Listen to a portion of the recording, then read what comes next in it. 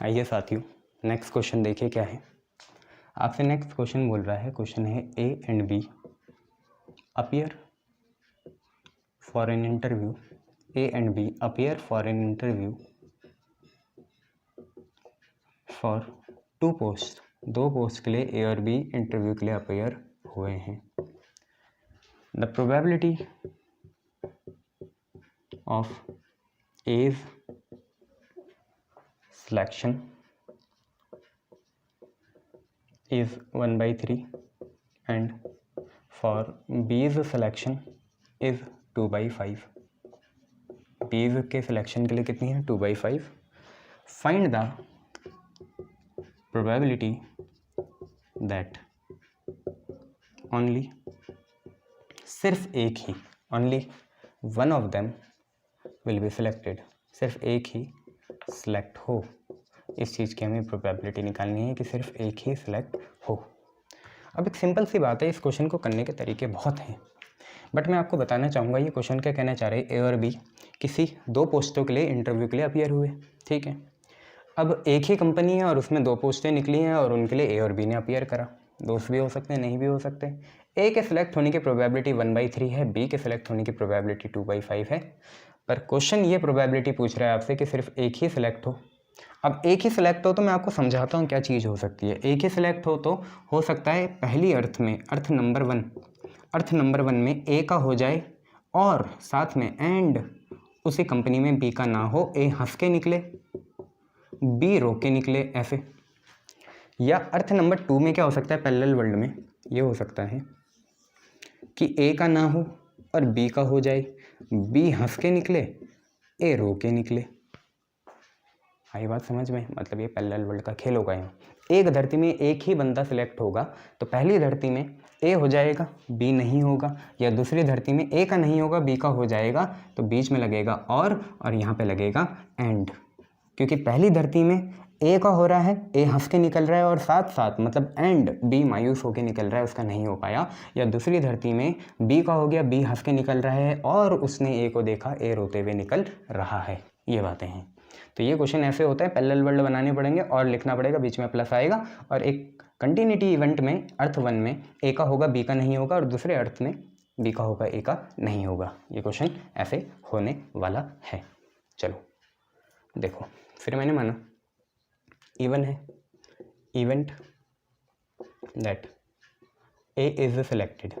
Even event है कि ए क्या हो गया, सिलेक्ट हो गया, ठीक है, बहुत बढ़िया। इवन क्या इवेंट है कि ए सिलेक्ट हो गया। ए के सिलेक्शन होने की प्रोबेबिलिटी ऑब्वियसली बी के सिलेक्ट या होने के या ना होने के इंडिपेंडेंट होगी, बी के सिलेक्ट होने के या ना होने के इंडिपेंडेंट होगी। तो पी इवन आपका बना 1/3। यहीं पे आप ये भी निकाल दो, कभी इसे मायूस भी होना पड़ेगा। तो इवन बार ऐसा इवेंट हो गया कि ए सिलेक्ट नहीं हुआ, ए इज नॉट सिलेक्टेड। इवन बार वो इवेंट हो गया कि ए सिलेक्ट ना हुआ। तो प्रोबेबिलिटी इवन बार क्या होगी, ऑब्वियसली प्रोबेबिलिटी होने के ना होने के का सम कितना होगा, 1 होगा। हो जाए ना हो जाए, पास हो जाए फेल हो जाए, जीत जाए हार जाए, झूठ बोले सच बोले, पिटे मारे, इन सब की प्रोबेबिलिटी 1 के बराबर होगी। तो प्रोबेबिलिटी इवन बार होगा 1 माइनस प्रोबेबिलिटी इवन। इसका मतलब 1 माइनस 1/3। इवन है 1/3 तो ये बना 2/3।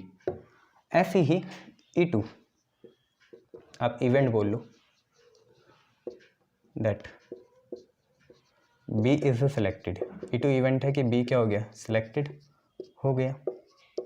E2 इवेंट है कि बी सिलेक्ट हो गया।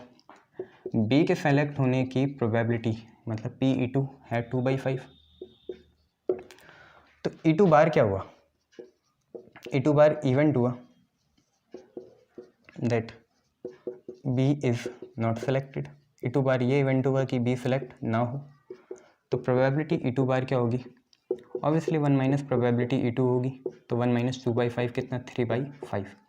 नाउ आपसे रिक्वायर्ड प्रोबेबिलिटी क्या पूछ रहा है वो ये मैं आपको बता दूं। प्रोबेबिलिटी रिक्वायर्ड पूछ रहा है only one of them will be selected, only one of them will be selected. इसका मतलब ये है only one of them will be selected मतलब क्या है, प्रोबेबिलिटी इस चीज़ की कि ए सेलेक्ट हो जाए, एंड उसी समय बी ना हो, क्योंकि एक ही ने होना है ना एक धरती में, या दो कंपनीज हैं, अलग अलग इवेंट है तो दो आपको पैरेलल वर्ल्ड मानने ही पड़ेंगे यहाँ पे। ए सेलेक्ट हो जाए एंड बी ना हो, और ए आगे लिखना है A is not selected and B gets selected, B gets selected. ये बात है, देख लो क्या लिखा है कि probability only one of them will be selected की क्या होगी कि प्रोबेबिलिटी ए सेलेक्ट हो जाए और उसी समय उसी धरती में उसी कंपनी में बी ना हो, या ए सेलेक्ट ना हो और उसी समय उसी धरती में उसी कंपनी में बी सेलेक्ट हो जाए। यही तो बात है, क्योंकि होना एक ही ने है। यहाँ पे होना किसका है, इसका नहीं हुआ, इसका होना इसका नहीं है, इसका हो गया, तो एक ही हो रहे हैं पर दो पैरेलल वर्ल्ड बनेंगे। ठीक है, ये चीज़ें हैं। तो probability A select and B not और ए नॉट सेलेक्टेड और बी का हो जाए। अब एक सिंपल सी बात है, इसको बनाएंगे ऐसे। आप ये देखो ए के सिलेक्ट होने का इवेंट क्या है, इवन है, तो ये बनेगा प्रोबेबिलिटी इवन। ठीक है, एंड बना इंटरसेक्शन, बी ना हो तो बी के होने का E2 है तो ना होने का होगा E2 बार। ठीक है, और बन गया आपका क्या, यूनियन, और बन गया आपका यूनियन। उसके बाद क्या है, ए का ना हो होने का इवन है, ना होने का इवन बार, एंड बना इंटरसेक्शन, बी के होने का हो जाएगा E2, बी के होने का हो जाएगा E2 ब्रैकेट ये। अब जब आप ब्रैकेट हटाओगे तो यूनियन बन जाएगा प्लस, है ना, तो प्रोबेबिलिटी अलग अलग हो जाएगी। तो प्रोबेबिलिटी इवन इंटरसेक्शन E2 बार, इंटरसेक्शन को भी आप मल्टीप्लाई में चेंज कर सकते हो, वो अलग बात है। यूनियन बन गया आपका प्लस, और प्रोबेबिलिटी अलग अलग हो गई, इवन बार इंटरसेक्शन E2, ये आप पे रहा। बोलो हाँ है ना, हाँ जी सर यही है। अब क्योंकि ये दोनों इंडिपेंडेंट इवेंट है, ए हो गया बी का नहीं हुआ, दोनों की अपनी मेहनत है, बी ए का नहीं हो पाया बी का हो गया, अपनी मेहनत है यार, तो इंडिपेंडेंट इवेंट है ही।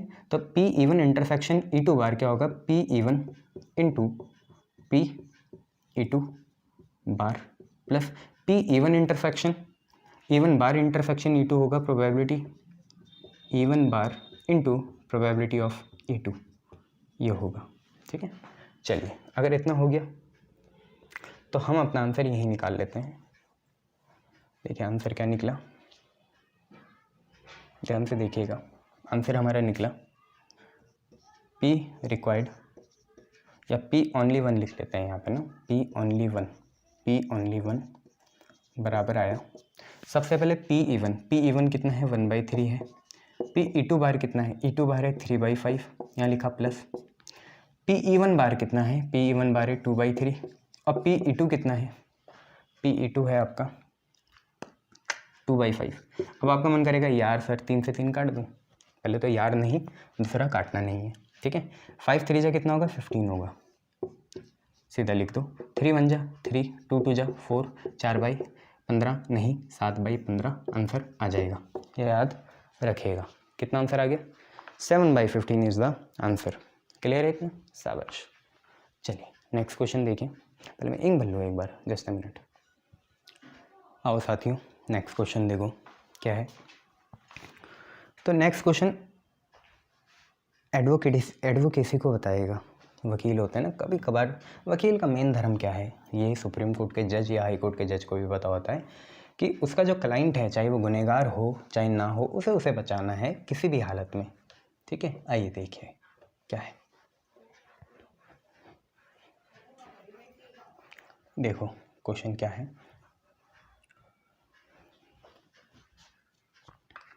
क्वेश्चन ये है कि A speaks truth in 60% of the cases and B in 90% of the cases। इसका मतलब B अच्छा वकील है A से, ऐसा जरूरी नहीं है यार। In what percentage of cases are they likely to contradict, ये इंपॉर्टेंट चीज़ है, contradict each other in stating same fact, in stating same fact। अब जरा समझिए क्वेश्चन क्या है। भैया A और B दो वकील हैं, ठीक है, ए और बी दो वकील हैं, वकील को अपने क्लाइंट को बचाने के लिए कभी सच ट्रू बोलना पड़ता है, कभी झूठ बोलना पड़ता है फॉल्स, कभी सच बोलना पड़ता है, कभी झूठ बोलना पड़ता है। हालांकि इनसे बड़े वकील लोगों से जज होते हैं, उन्हें पता रहता है कौन सच बोल रहा है कौन झूठ बोल रहा है। बट हमारा संविधान ऐसा बना है कि चाहे 100 गुनहगार छूट जाएं, एक मासूम को सज़ा नहीं होनी चाहिए। वही बात है कि ए और बी दो वकील हैं, ए 60% केसेस में सच बोलता है तो 40% में झूठ बोलेगा। अब हमें नहीं पता, क्या पता इसने 10 ही केस लड़े हों, बी ने 1000 लड़े हों, बट जितने भी केस लड़े हैं उन केस में से भी ए 60% केसेस में सच बोलता है। अभी यहाँ पे ये डिसाइड नहीं हो रहा है कि ए सच बोल के अपने क्लाइंट को बचा रहा है या सच बोल के अपने क्लाइंट को ही फंसा रहा है। उसके अंदर की आत्मा जाग गई और उसने बोला भाई आज क्लाइंट नहीं चलेगा, आज मैं अपनी अंतरात्मा की सुनूंगा। ऐसा हो सकता है पर आज ऐसा नहीं है, ठीक है, अभी ऐसा नहीं है।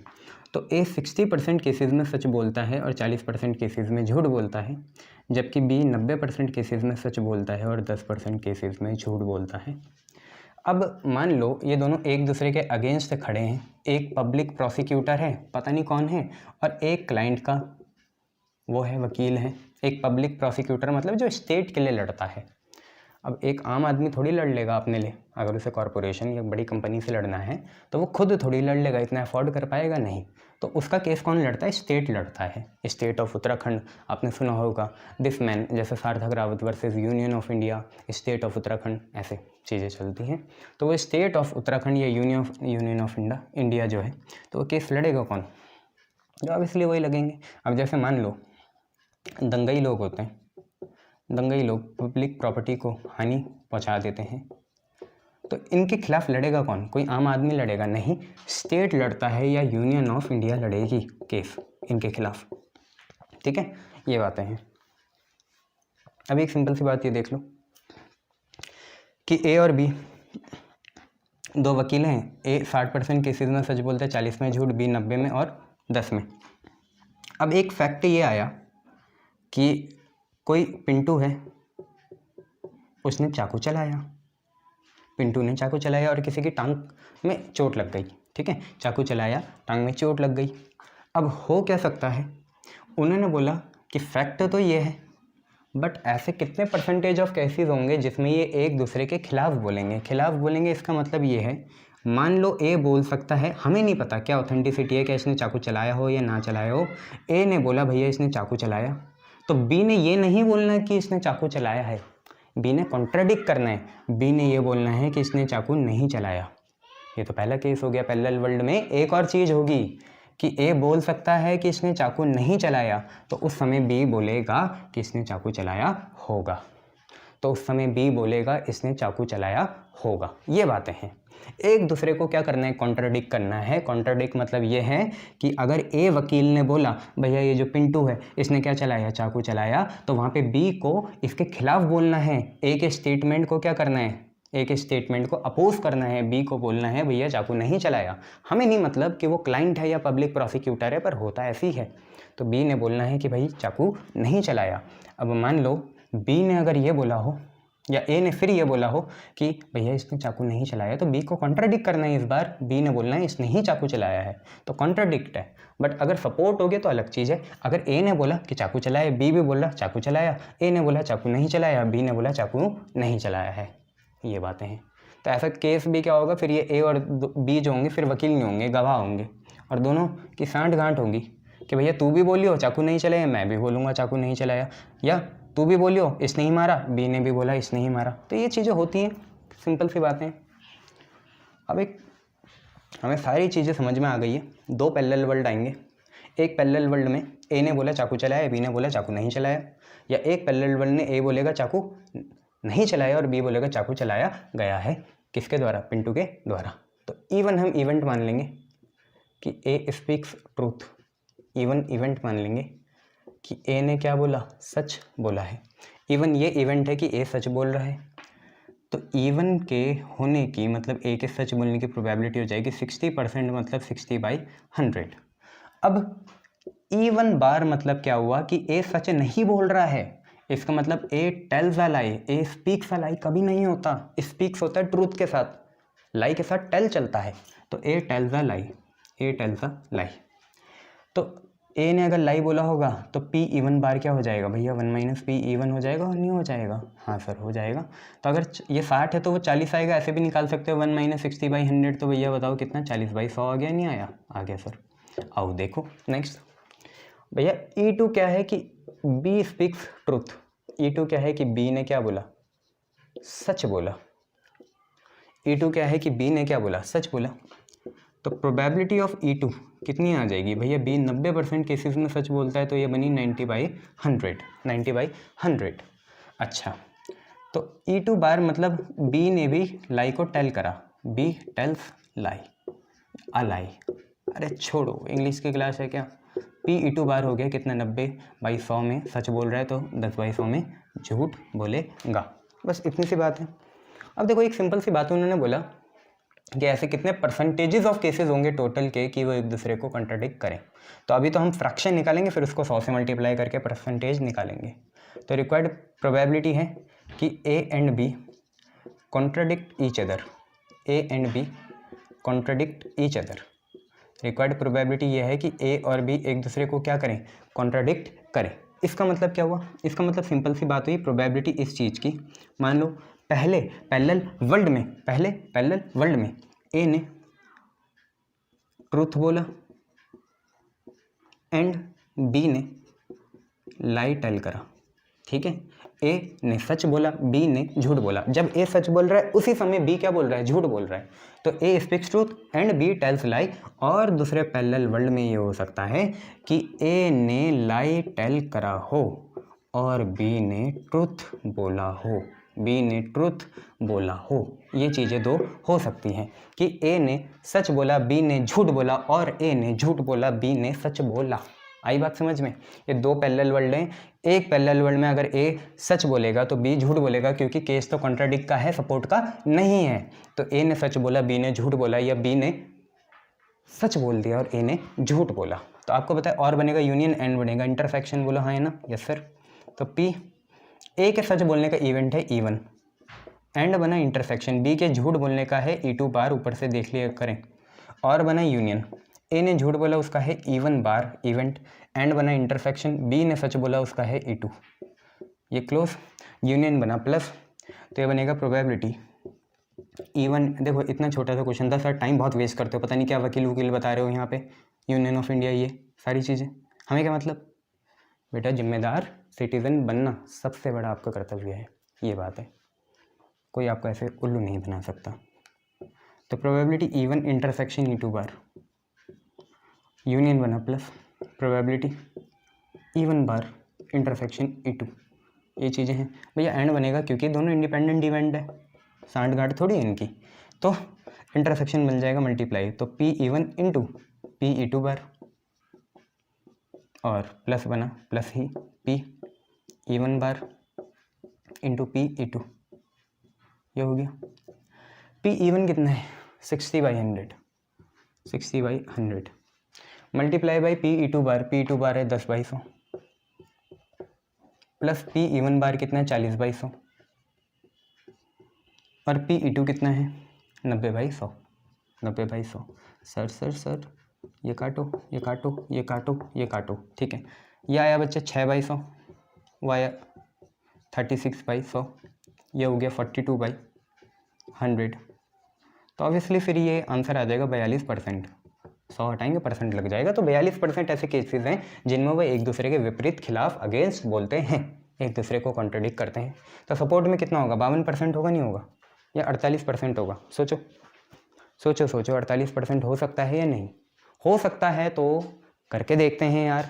कॉन्ट्रडिक्ट की जगह सपोर्ट बोल देते हैं।